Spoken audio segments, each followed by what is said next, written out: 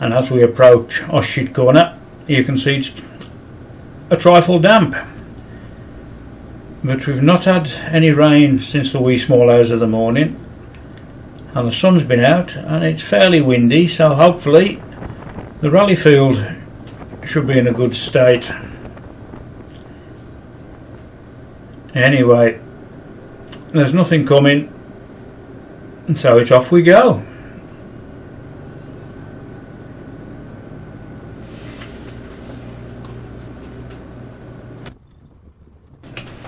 And there's Keller on his Goldwing. I dare say we'll see him a couple of hours later at the rally site.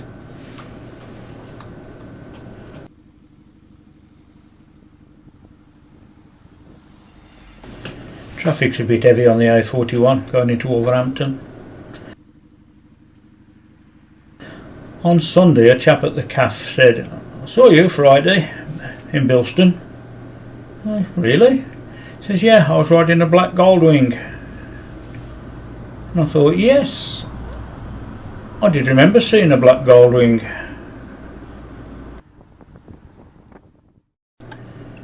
And there he is.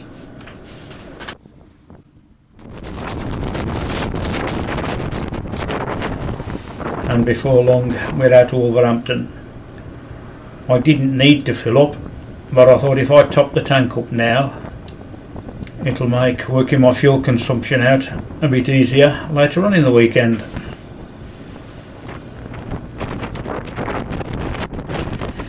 Roadworks on the A41, and it must have taken us a good 20 minutes to get through this lot, but on the bright side the CAF is only 3 miles up the road. The Raven CAF, and for the life of me I cannot remember what I had for dinner. Whatever it was, I enjoyed it.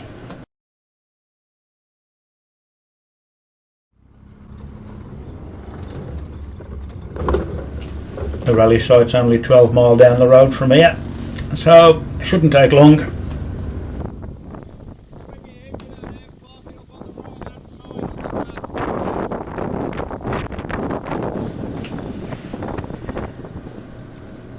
Time to park up and wander into the control tent and book in.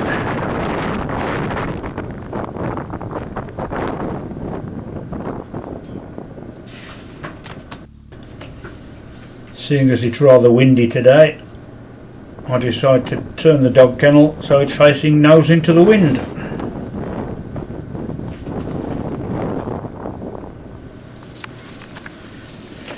A leg at each corner. So we pull out the safety pin, drop the leg, and repeat that for the next 3 corners. And then the slide out awning, once again remove the safety clip, slide the awning frame out. There we go with the frame out. All I need to do now is find the awning itself, which is living in that white plastic bucket there.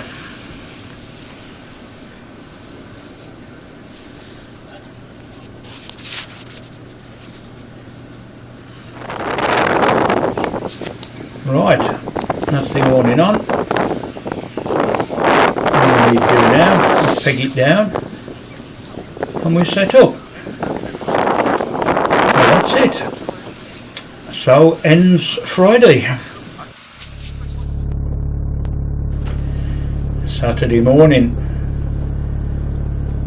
and today the idea is to ride over to Ellesmere and meet up with Andy, then up to the Ponderosa for dinner, then on to Ruthin to find CAF we've not been to before, the Chain and Sprocket, and then possibly the Seaside. We'll see.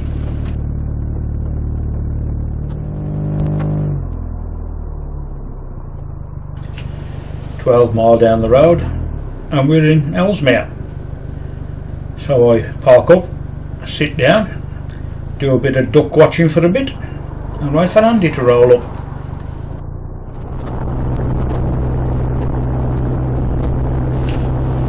the A528 leading out of Ellesmere. It's a brand new road surface, it's flat, it's smooth, it's got nice new markings, exactly the opposite of the approach road to the rally site.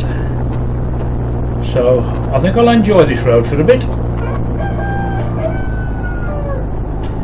No, I haven't got a chicken in the room. That's the other computer telling me it's an email arrived. Sorry about that.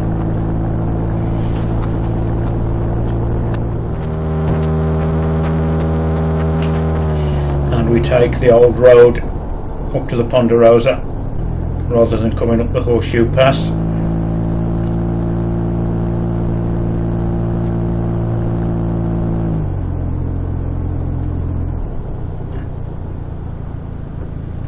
And here we are, the Ponderosa.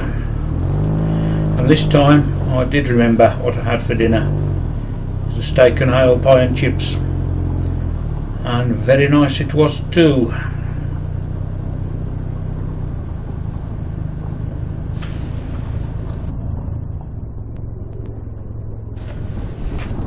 That's dinner sorted.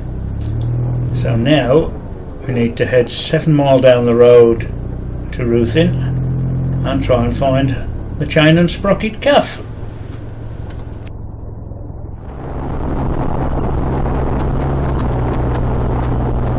So it's down and through the Nanteguth Pass.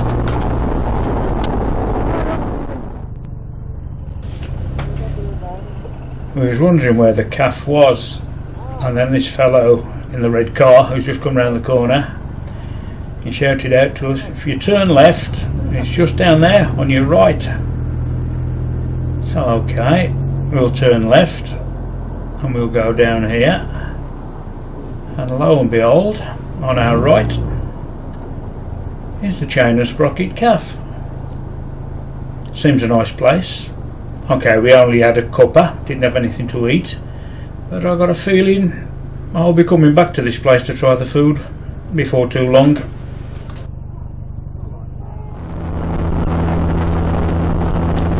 And it's a little bit of fast stuff on the A55 as we approach Colwyn Bay.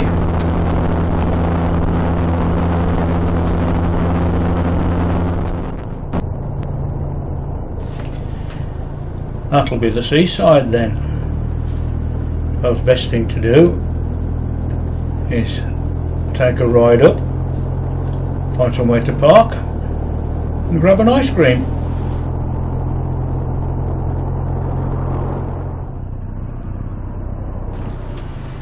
It did rain a bit while we were having our ice cream, but to be fair, that was the only rain we saw all day really.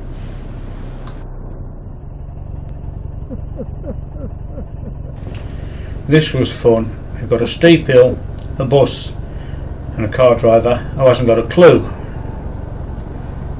Still, it did keep me amused for a minute or two.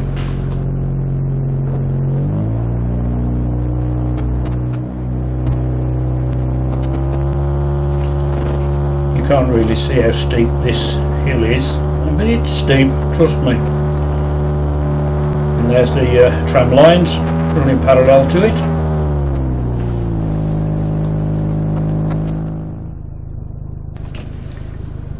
And here we are at the top of the Great Orme, with a decent parking place to take in the view.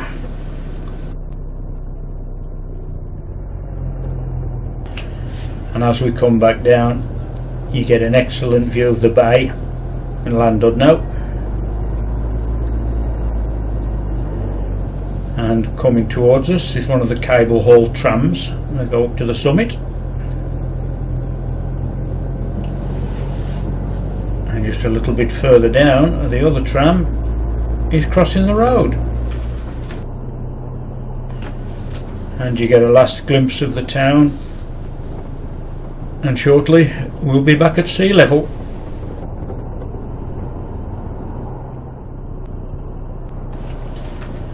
There's 150 mile or so on the clock, and Dot's got a 6-gallon tank, so I think a wise move now would be to fill up.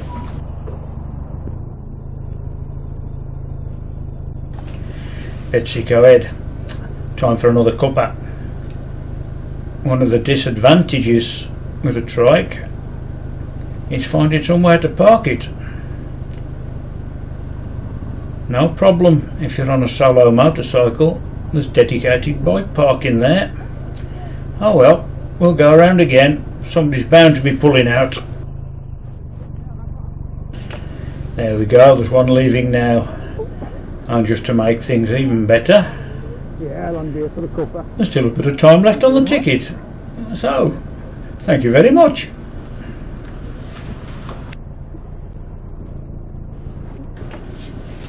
Time to park up and grab a cuppa.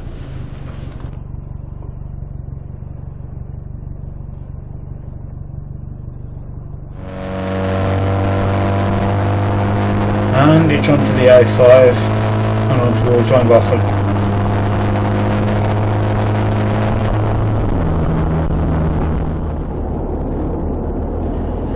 The tractor driver pulls over a bit and gives me a chance to get past. Cheers.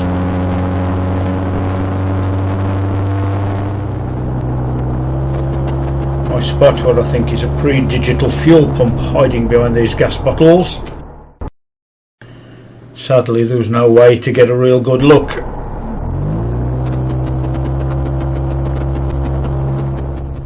Cheers. I'll get you on the way back.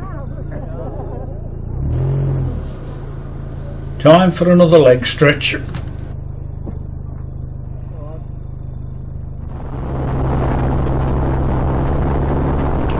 And this is where we parted company, with Andy taking the M54 back home, whilst I took the A49 and headed back to the rally site.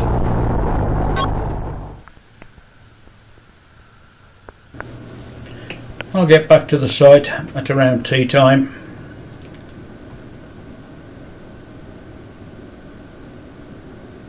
At least that wind seems to have dropped a bit now. You see how many miles I've got on the clock.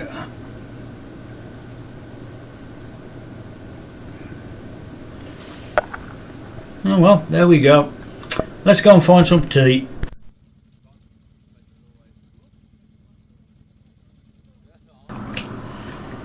That's everything packed up. Nothing for it now but head back home. But I've got a feeling we'll be going to the cafe first. Petrol time again.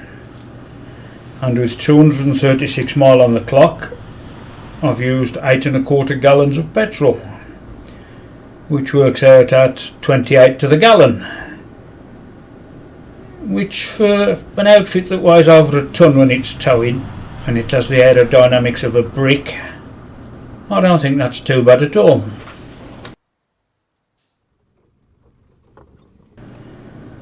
After dodging a few potholes, it's time for breakfast. I don't normally go for the traditional full English breakfast, but this time I did, and it filled the gap.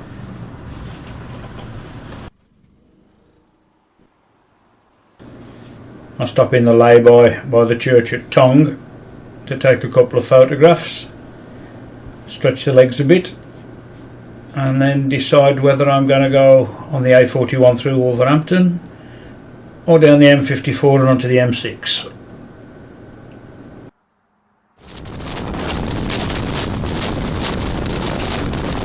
In the end I decided the motorway for the last 20 mile, probably the best option. I know the traffic's going to be a bit heavier when we hit the M6, but I'll worry about that when it happens.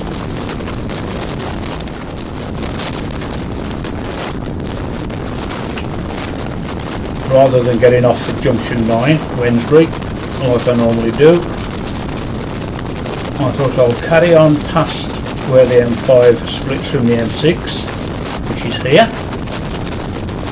And lo and behold, once you're through there, it's back up to 60 mile an hour again.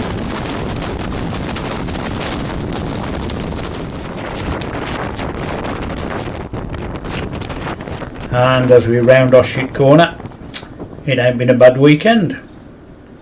Bit windy, little bit of rain in the night, but not enough to worry about. Been to the seaside, so all in all, not too bad.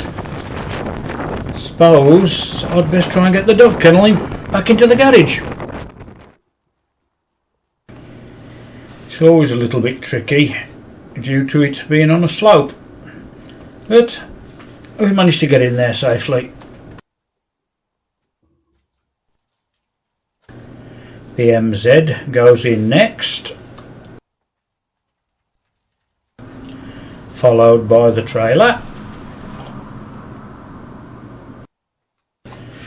Then some idiot realises he'd left the camera on top of the dog kennel.